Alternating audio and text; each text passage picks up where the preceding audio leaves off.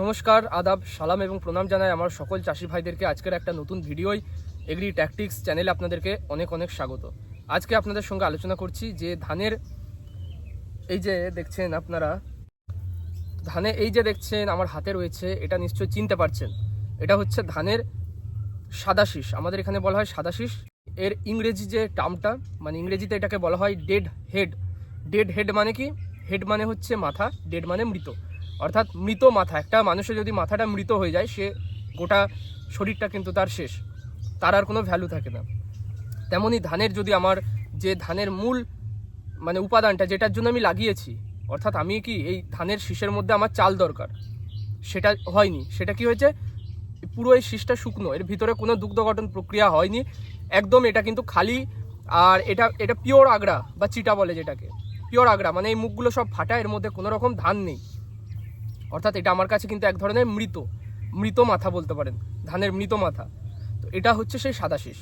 সাদা শীষ কেন হয়? একটা কারণেই শুধু হয় না। আপনারা এইখানটা দেখতে পাচ্ছেন মাজরায় কেটেছে, তো শুধু কি মাজরায় কাটলেই সাদা শীষ হয়? তা কিন্তু নয়। আপনারা দেখবেন অনেকে ওষুধ দিয়েছেন, সব দিয়েছেন, তার সত্ত্বেও কিন্তু এই সাদা শীষ দেখতে পাচ্ছেন। তো সাদা শীষ হওয়ার কিন্তু দুটো কারণ রয়েছে, সেই দুটো কারণ আপনাদের জানাবো, সেটা জানবেন। যাদের এখনও শীষ বার হয়নি বা একটা দুটো বার হয়েছে, তারা এই সময় কি করতে পারেন যাতে করে এই সাদা শীষটা না হয়। কারণ এই সাদা শীষ হওয়া মানে ওই গোটা আপনার শীষটা, মানে গোটা ওই যে ধানের পেনিকেলটা পুরোটা নষ্ট, ওটা থেকে আপনি আর একটা দানা ধান পাচ্ছেন না। তো আপনার যে ছোট থেকে ওই যে পাশকাঠিটা আপনি বাড়ালেন, তার মধ্যে খাদ্য দিলেন, তার মধ্যে সমস্ত কিছু পরিচর্যা করলেন, ওষুধ দিলেন, শেষমেশ কিন্তু সে ব্যর্থভাবে সে বেরোলো, মানে এর কোনো ভ্যালু নেই, জিরো। তাহলে আমাদের এই যে সাদা শীষটা যাতে না হয়, সেটা আমরা সর্বতভাবে চেষ্টা করবো যেন না হয়। তো আজকের ভিডিও সেটা আপনাদের সঙ্গে আলোচনা করছি। খুব কম সময়ের মধ্যে চেষ্টা করবো ভিডিওটা সেরে দেওয়ার। আর দুটো বিষয় আজকে আপনাদের কাছে রাখছি। দেখুন, এই সাদা শীষ প্রথমত দেখছেন, একটা ভিডিও আপনাদের আমি দেখাচ্ছি। শীষটা যখন তুললাম, দেখছেন গোড়া থেকে হালকা করে উঠে চলে এলো, একদম গোড়াটা কেটেছে। এই গোড়াটা দেখতে পাচ্ছেন, গোড়াটা কেটে কিন্তু এর ভিতরের যে খাবারটা রয়েছে, ভিতরের যে অংশটা রয়েছে, নরম অংশটা, সেটাকে কিন্তু খেয়ে ফেলেছে পোকায়। তো সেটা হচ্ছে ধানের সবচেয়ে বড় শত্রু, সে হচ্ছে মাজরার লার্ভা। শুধু মাজরা বললে ভুল হবে, মাজরার লার্ভা।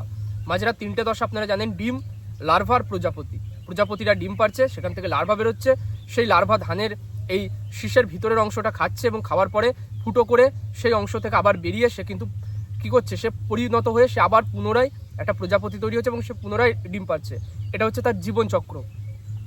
তো আমাদের যদি জমিতে মাজরার লার্ভা থেকে থাকে, তাহলে কিন্তু এই সাদা শীষটা হচ্ছে। এখন প্রশ্ন হচ্ছে আপনাদের হতে পারে, আমি বুঝতে পারছি, মাথায় আসছে যে আমরা তো মাজরার ওষুধ ব্যবহার করেছি, তার সত্ত্বেও কেন এটা হচ্ছে, তাই না? এটাই হচ্ছে প্রধান প্রশ্ন, যে আমরা সাদা শীষের জন্য যাতে না হয়, তার জন্য তো আমরা চেষ্টা করেছি, আমরা তো ওষুধ দিয়েছি, তো ওষুধটা কেন কাজ হলো না?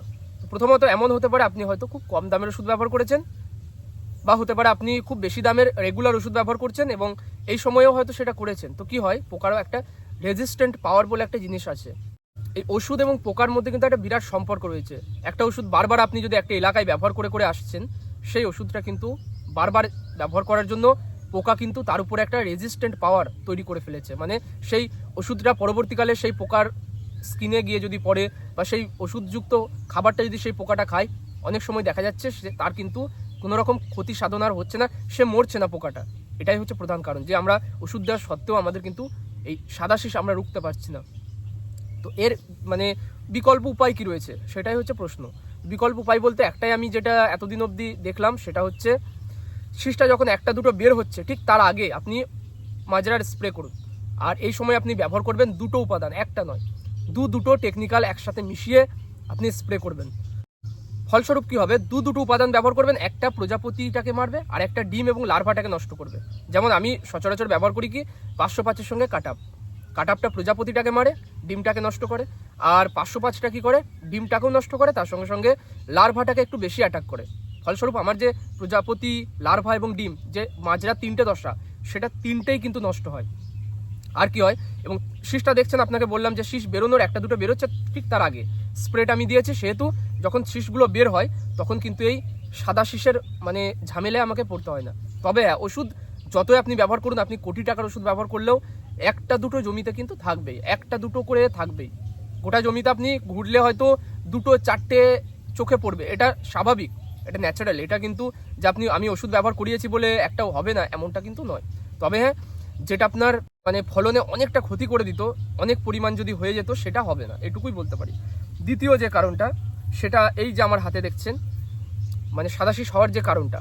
তো প্রথম যে কারণ আর প্রথম যে সমাধান সেটা আপনাদের আমি বললাম, মাজরার ওষুধ ব্যবহার করবেন ভালো মানের, এবং দুটো করে টেকনিক্যাল ব্যবহার করবেন। আর কি, ঠিক শীষটা বেরোনোর আগে ব্যবহার করবেন, তাহলেই সাদা শীষটা আর হবে না।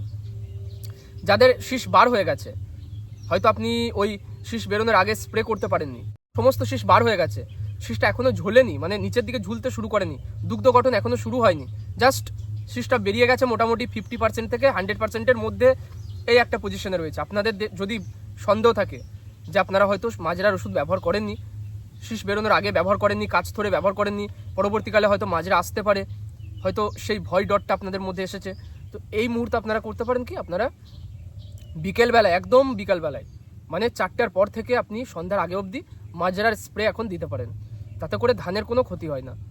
বিকালবেলা যদি স্প্রে করেন, শীষ বেরোনোর পরেও স্প্রে করা যায়, ঠিক আছে। তো এই গেল ওই বিষয়টা। দ্বিতীয় যে কারণ, সেটা হচ্ছে এই জায়গাটা একবার লক্ষ্য করে দেখুন, এই জায়গাটা আপনাদের আমি ভালোভাবে দেখাই।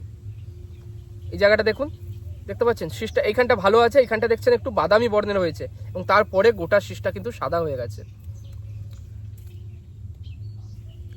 এটা হচ্ছে দ্বিতীয় কারণ, সেটা হচ্ছে নেক ব্লাস্ট।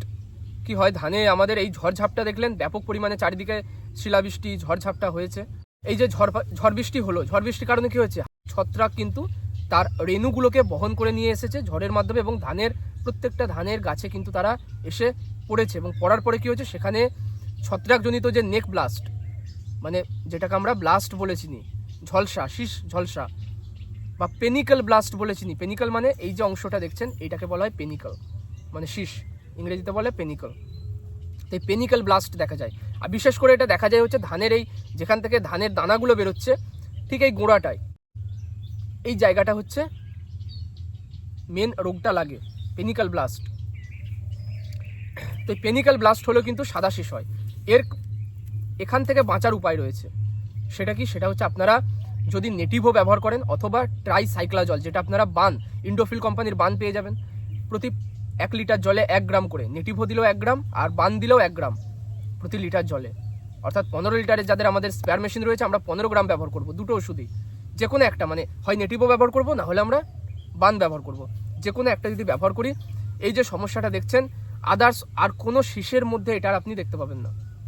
যদি রোগটা ধরে গিয়েও থাকে, হয়তো আপনি এখন অবধি আপনার চোখে পড়ছে না, হয়তো ধরেছে, সেটা সেরে যাবে, সেখানেই থেমে যাবে, শীষটা খুব সুন্দরভাবে বের হতে পারবে।